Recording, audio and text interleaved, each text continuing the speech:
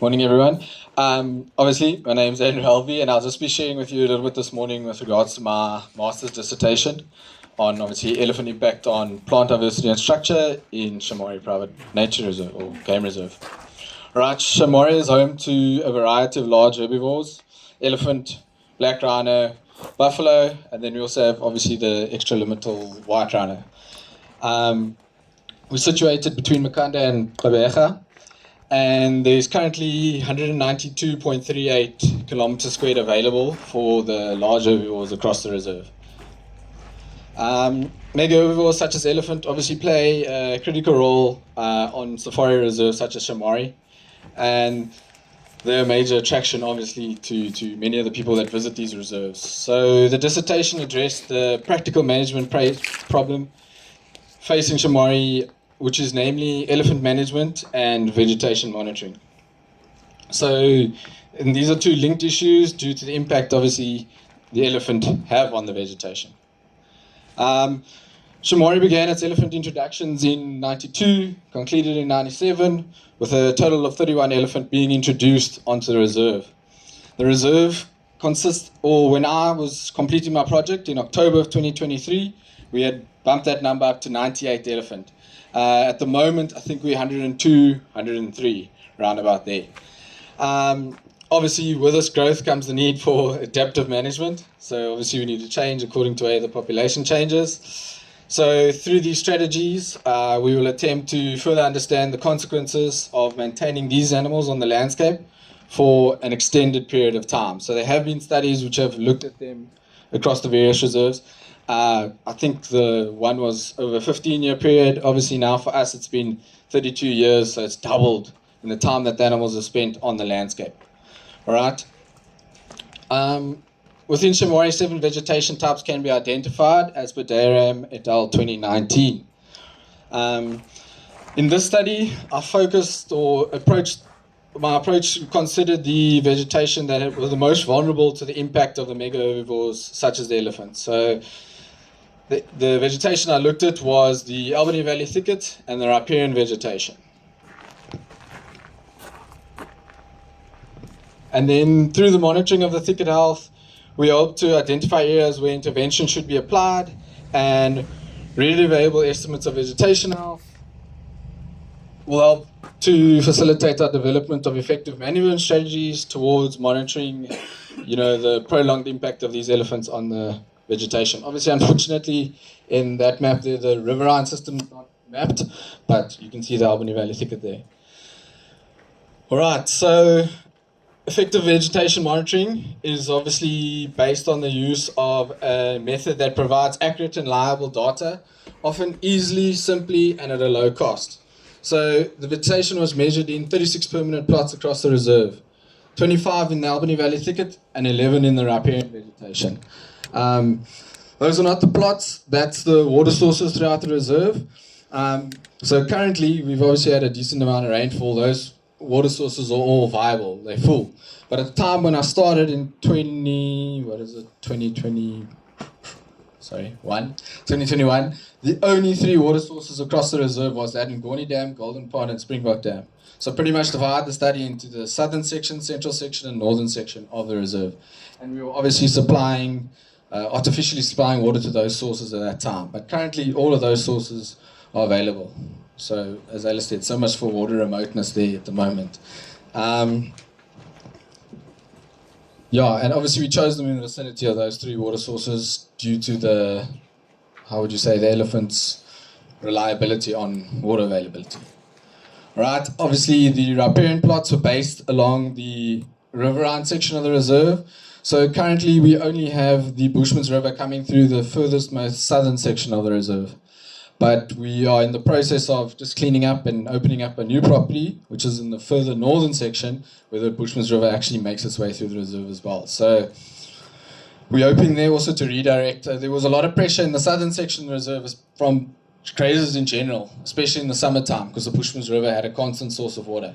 Now we're hoping to divide that pressure due to the fact we've got that availability. And the northern section actually holds water much longer than what our southern section did. Also in that dry period, that entire southern section that you can see there had no water in it, which was a major problem for our hippo population.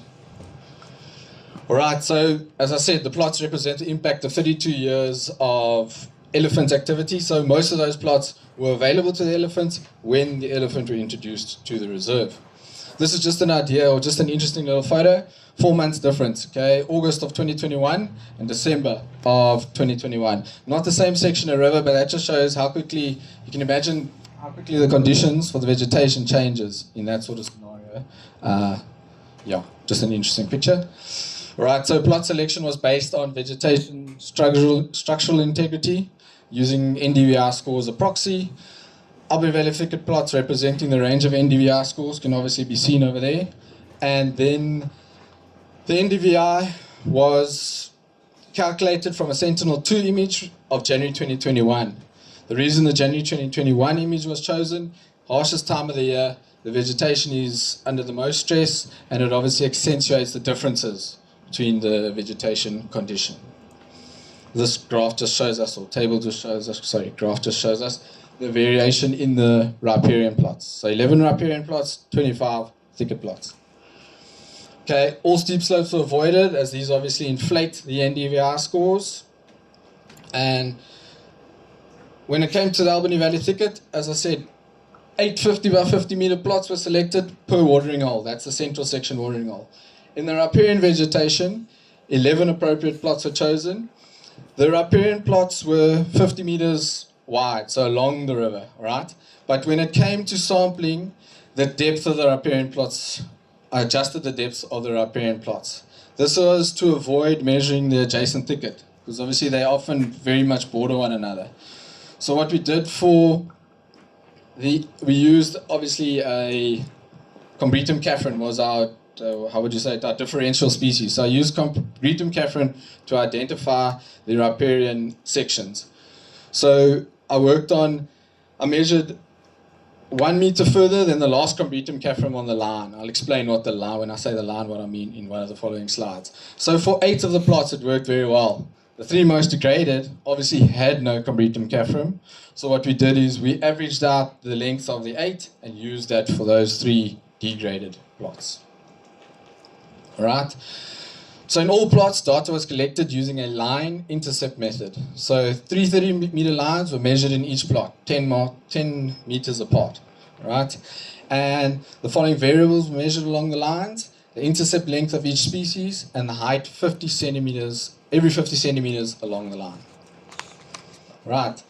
Control sites were selected in areas adjacent to the reserve. So these are areas outside the reserve, no, how would you say, mega herbivore, large herbivore activity, only your general things. I wouldn't even say as big as a kudu, maybe any bigger than a kudu. So the thicket section was on the eastern boundary of the reserve. That's actually part of our Makala Game Reserve, but not part of where the large herbivores are.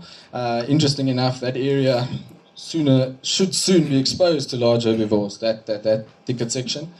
And then the riparian section was also on the outside of the reserve, and it was, sorry man, I wanted to say something there. Outside of the reserve, can't think of what I want to say there. Sorry, I lost my train of thought. All right.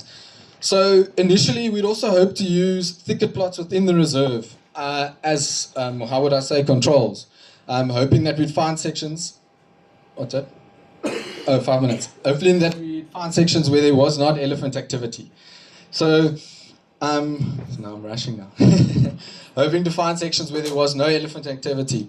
But unfortunately, so obviously we take the highest NDVI plot and have a look, and we were hoping to use those as controls. It wasn't quite the case. Every plot we looked at, every plot we sampled, there was elephant activity. Based a lot of my assumptions of elephant activity, obviously on dung presence. And then this was also just an interesting scenario in one of the dense plots in the southern section, an orchid that we actually found in one of the plots, while sampling. All right, so determinate correspondence analysis of the species abundance data suggested the vegetation health status for the thicket and riparian vegetation. So, and these vegetation health statuses were identified as open, intermediate, and dense. Right? These groups can be seen in the determinate correspondence analysis as the points where there is no overlap in the ordination data. All right. So these groups can also be linked to threshold NDVI values, and these NDVI values were then applied to separate these degradation states. So the study further found statistically significant differences in the structural and composition, significant differences, statistically significant structural and compositional differences between the three condition states of the two vegetation types. All right? And given that NDVI is proposed to be a useful monitoring tool, this metric was compared to the vegetation metrics, and correlations have been used to determine which of the metrics are related to NDVI, and it can be used as a proxy for vegetation health status. So, and then obviously that first slide was obviously the structural metrics. This is the compositional metrics, not such significant correlations in terms of the compositional metrics. Right, so given that NDVI has been used and shown as a good proxy for vegetation health status, the metric was used to assess the vegetation health of the Albany Valley thicket and the riparian vegetation across Shamwari. And the proportions of the Albany Valley thicket were as follows. You can see there 7% open, 28% intermediate, 66% dense. And the equivalent proportions of the riparian vegetation were as follows. 9% intermediate, 73%, 9% open, 73% intermediate, and 18% dense. Right, so by upscaling the three states across the reserve, it was found that the most of the reserve could be considered in the intermediate state. All right. So Shamwari's recommended elephant density estimate at the moment is 0.5 elephants per kilometer. That's as of our management plan, elephant management plan of 2020. All right. Resulting in 90 to 100 elephants under the current land size of 192 kilometers squared. So we are in the process, as I said, another 2,000 hectares being added with the Bushman's River. We are in the process of looking to expand further. Obviously, constant negotiations with fellow neighbors and landowners. Right? As I said, our current elephant density is 0.5 elephant per kilometer squared. And then Shamwari has been privileged enough to maintain the elephant density at that, if you can call it low density, over the 30 years of existence on the reserve. So we've been lucky enough to maintain our animals at that low density. And I just made a couple of management recommendations just for further use for us leading into the future. The first of all would be, what we don't do this at the moment, evaluation of the vegetation structure integrity annually in the summer using high resolution imagery, analyzed using NDVI. So, as we said there, NDVI can provide a source of temporal change data. Areas of change can be measured for change in diversity or decrease in key indicator species, and the information can be used to initiate management action where we deem management action necessary. Right, then second recommendation would be the management of population density is to be continued. So we are currently contracepting our elephants, and then active translocation is one of the big ones. I think a lot of us that have, if you're able to, we move them to new reserves, new areas. And then lastly was the areas outside of the fence border reserve should be declared as botanical reserves. So we currently do not have any form or any type of a botanical reserve, and this is recommended through the continued, thereby establishing long-term monitoring stations for the purpose of understanding thicket and riparian vegetation in an undisturbed state.